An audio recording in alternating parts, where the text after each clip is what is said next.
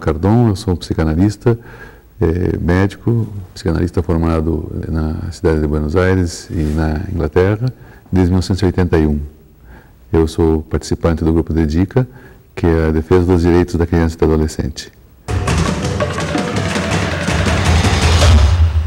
Eu penso que o interessante de pensar, já que nós estamos pensando o surgimento de um novo ser, desse milagre da natureza que é em dois tempos, não? Primeiro, que surja um novo ser da união de duas pessoas, e segundo, que esse novo ser comece a falar, comece a participar, a interagir no meio, e dali se forme um novo ser humano com todas as suas qualidades e dificuldades. Da onde que ele vem? Essa pergunta que ele vai fazer anos depois, nós podemos fazer agora. Esse surgimento, como tudo isso começou?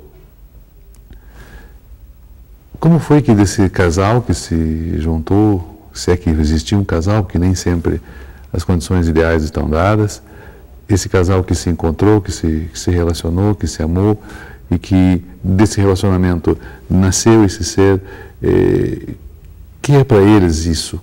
Começou no dia que eles se conheceram ou começou muito antes? Qual é a relação que ambos tiveram com essa paternidade e essa maternidade? Quanto eles já pensaram antes, quanto eles já sonharam antes com essa criatura que ali agora aparece? E ela só tem existência a partir do momento em que ela surge? Não. Ela já tem existência antes de se encontrarem, mas também durante a gestação. Nós dizemos que existem 3 desejos que se realizam ao longo desses 9 meses. O primeiro é o desejo de filho. O segundo é o desejo de gestar, que é mais da mulher. E o terceiro é o desejo ligado à maternidade e à paternidade, aquilo de responsabilidade que vem depois, a partir do momento em que se vai em busca dessa certidão de nascimento, do serzinho que está ali e da pessoa que virá a ser aquele que terá nome e sobrenome, com todas as responsabilidades legais que já constituem essa situação. Então, quando nós dizemos existe sim um desejo de estar grávida, os obstetras em geral se preocupam, acho que os pediatras também, quando alguém diz que gosta muito do estado de gravidez. Geralmente eles se preocupam porque é provável que seja uma daquelas pessoas que, a partir dos primeiros 20 dias, podem fazer um estado de muita tristeza posterior ao nascimento, né? Porque estava mais feliz enquanto o bebê estava por ali, dentro da barriga, sob controle, não? E você perde um pouco e perde um pouco do prazer que a gravidez lhe trazia. Já isso não é obrigatório, outras pessoas não veem a hora de começar a poder conviver com esse filho que produziram, que fizeram juntos. Lógico, a gente sempre tem que estar preparado para uma pergunta um pouco mais complexa, e nos casos mais complexos, geralmente não é um casal que estava constituído, não esperavam essa criança, não existe o pai, ou ele não assumiu a paternidade, ou a mãe teve que entregar a criança porque não a queria, ou porque não havia pensado nessa possibilidade. Esse é um tema bastante complexo, acho que nós vamos poder voltar a ele quando pensarmos nas situações mais extremas, de situação extrema que eu digo, de agressividade com a criança e da criança com o meio, não? Eu acho bem interessante porque os manuais de instruções existem. Qualquer livraria boa vende livros para como alimentar, como cuidar, o que fazer durante a noite, o que fazer quando tal coisa acontecer. O grande problema é que eles não servem para nada, por várias razões. Primeira, existe uma palavra que define as situações como elas são. Essa palavra é contingência. Ou seja, nós não esperávamos que justo naquele dia que nós íamos dar uma festa e reunir os amigos na churrasqueira vai chover. Tá? Ou que vai vir uma frente fria exatamente quando se iria usar tal ou qual roupa numa festa ou num baile. Existem as contingências do inesperado. Da mesma forma, quando nós estamos nos preparando para o cuidado e para a educação, nós temos os nossos momentos de dificuldades que podem coincidir com uma situação inesperada e uma situação que nós não compreendemos bem. da criança que nós estamos educando. Eu me lembro aqui de uma senhora que me dizia que não gostava muito de bebês. Ela já era uma pessoa de mais idade, ela já tinha criado os seus, já era avó, mas dizia que ela preferia, quando a criança já era maior, já falava e já se explicava. Eu achei muito interessante essa expressão se explicar, porque às vezes não basta que a pessoa nos diga algo, nós precisamos entender o que ela está querendo dizer com isso que ela diz, já que as palavras nem sempre são tão claras, nem sempre dizem tão concretamente aquilo do que se trata. Sim, porque nós nunca estamos prontos. Vocês imaginaram se fosse possível e que nós criássemos alguém absolutamente dentro da perfeição do esperável? Essa pessoa não conviveria com os demais no mundo. Ou seja, lógico, quando nós repassamos as situações em que nós nos equivocamos ou perdemos o momento para fazer da melhor forma e fazemos de alguma maneira impulsivamente ou erradamente, isso nos dói quando nos lembramos, mas de alguma maneira quando não se erra em demasia, bom, se está dentro da normalidade. O que nós temos em geral, e a nossa obrigação de profissionais da área, é tentar trazer a conversa ou as orientações para o campo daquilo que não se deve fazer de nenhuma maneira. Tá? E não é só a violência, o uso da força ou do berro. Muitas vezes a própria indiferença com a criança ou as situações quase que de desabafo, de se ver a impotência de uma criança ainda muito incapacitado de fazer tal ou qual coisa, julgarmos já a sua incapacidade dizendo você nunca será nada. Nós devemos ter em conta que para essa criança nós somos a autoridade, nós somos a verdade. Enquanto ela não vai para a escola, não descobre que outras pessoas também sabem, também explicam, também gostam de nós, nós somos a autoridade absoluta e a nossa palavra é verdadeira para ela. Ela vai acreditar piamente nisso. Geralmente, a imagem de perfeição que nós temos é a da serenidade. E a serenidade implicaria em que nós estaríamos prontos e preparados para refletir frente a uma situação e agir da forma mais correta possível. Creio que se nós pudéssemos refletir nos momentos em que algo nos tira do sério, eu usaria um ditado que não existe no português, mas ele vale para o português também, e é: quando falta a palavra é que a bala vai para a agulha no revólver. Ou seja, quando nós perdemos a cabeça ou as estribeiras, alguma coisa em nós não funcionou. Vejam, tem pessoas que têm uma capacidade de aguentar certas circunstâncias, certas situações que nós nos surpreendemos. Não é disso que se trata.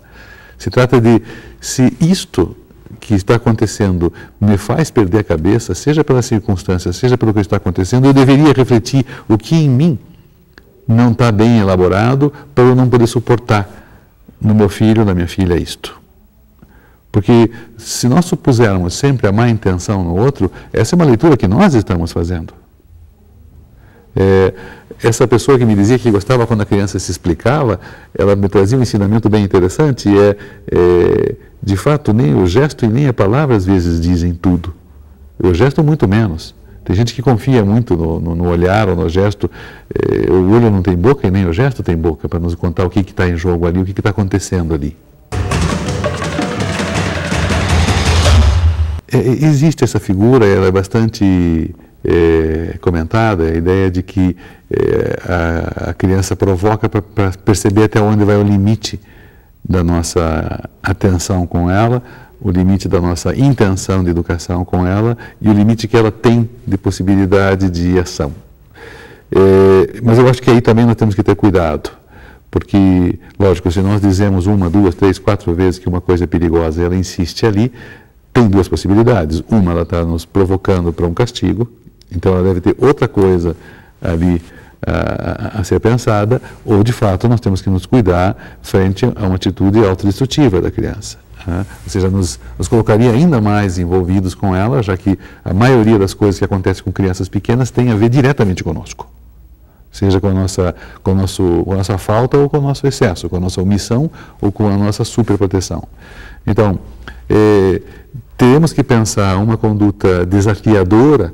Eu insisto, primeiro, não se deve interpretar as situações muito rapidamente.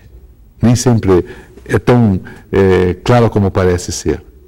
Mas insisto que se por acaso vemos a repetição, a reiteração de uma atitude que nos parece que põe em risco a vida da criança, seja com uma tomada, seja com uma sacada muito alta, que ela consegue ir até lá por alguma razão e nós não fechamos as portas para que ela vá atravessar a rua, por exemplo, ou sair do portão afora de casa e não respeita o nosso não, alguma coisa errada está acontecendo, seja com ela, seja conosco.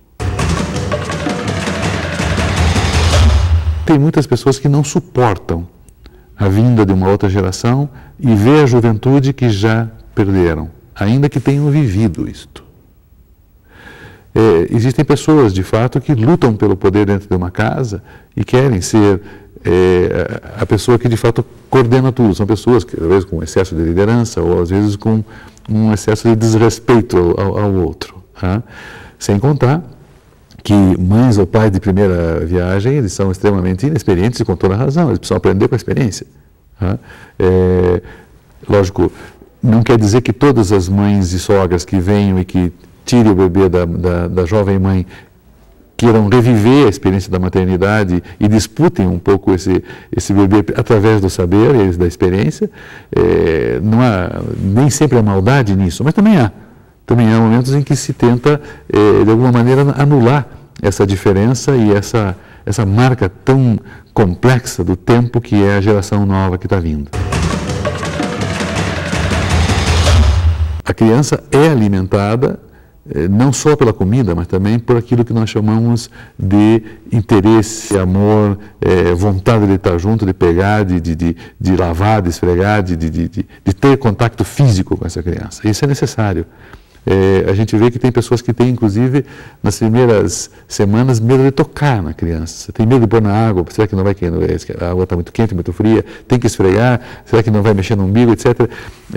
Essa situação, devagarzinho, vai se normalizando, mas o contato com a pele, com o corpo do bebê e com a pessoa dele, se dá na exata proporção do quanto se está interessado nessa criança, está envolvido com ela.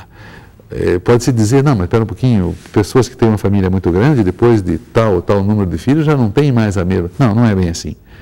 São momentos diferentes da vida de cada dos pais e dos filhos, mas o interesse, o desejo, o amor por essa criança é absolutamente necessário. É isso que vai desenvolvê-la.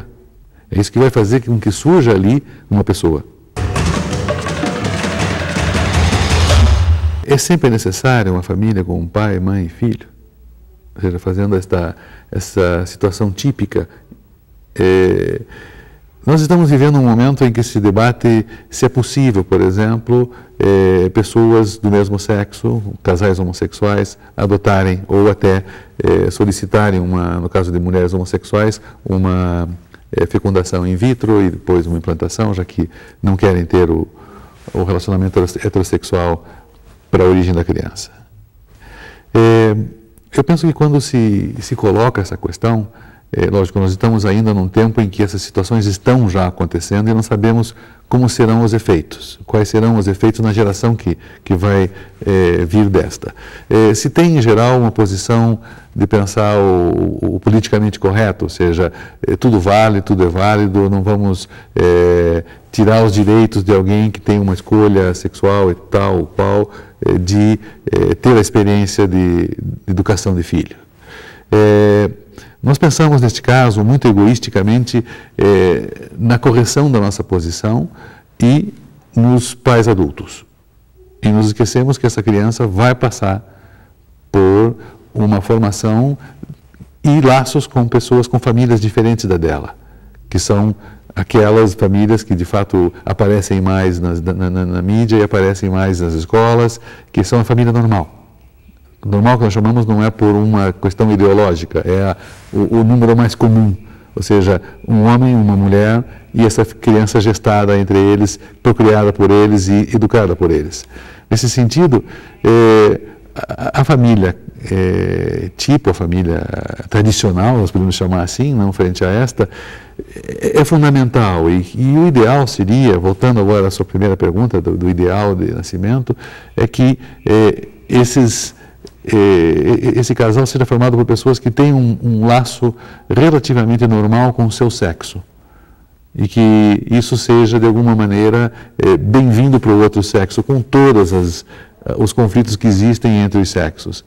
Então, é importante o vínculo, é mais que isso ainda, é importante, ademais do vínculo entre os dois, do respeito mútuo pelo sexo do outro, pela relação sexual que eles têm juntos, não somente a do ato sexual, mas a relação com o outro sexo. Penso que menino ou menina vão se sentir muito melhor sabendo que o pai admira uma mulher porque ela é mulher e a mãe gosta desse homem porque ele é homem. Nós geralmente pensamos a nossa estrutura familiar com os olhos de hoje. Né? Mas houve um tempo em que nós podemos, através, seja de uma análise, seja através de recordações, nos lembrar como nos surpreendia a relação entre nossos pais, e se tivermos a sorte de lembrar, não só que brigaram em algumas circunstâncias ou que tiveram dificuldades, mas que se amaram, se respeitaram. Isso é bem interessante. Existem as relações unilaterais com pai e filho, e mãe e filho, e o pai e filha, mãe e filha. Sim, existem as relações, mas em geral a criança não pensa o pai sozinho. Ele está sozinho com o pai ali, mas o pai e a mãe são uma entidade para ele. Tá? De certa segurança familiar, de certa referência familiar. Se diz que uma das coisas mais importantes para uma criança é uma marca de fabricação. Sabe como nos produtos que se vê Made in Brasil, é o Made in Love, ou seja, feito por amor.